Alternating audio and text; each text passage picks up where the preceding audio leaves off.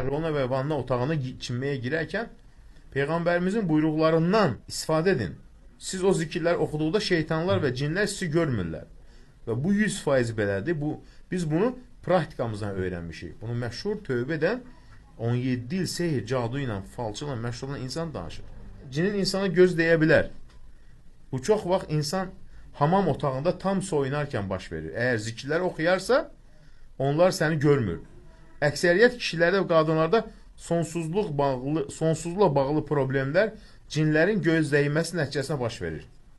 Yəni, insanların qorxduqları onkoloji xəstəliklər də göz dəyməkdən də ola bilər. Ona görə də Allah Rasulü nə deyir? Nəzər, göz dəymə insanı qəbrə, dəvəni qazana salar, deyir Peyğəmbərimiz s.ə.v. Ayaq yoluna girərkən, çıxarkən edilən duanı mütləq edin.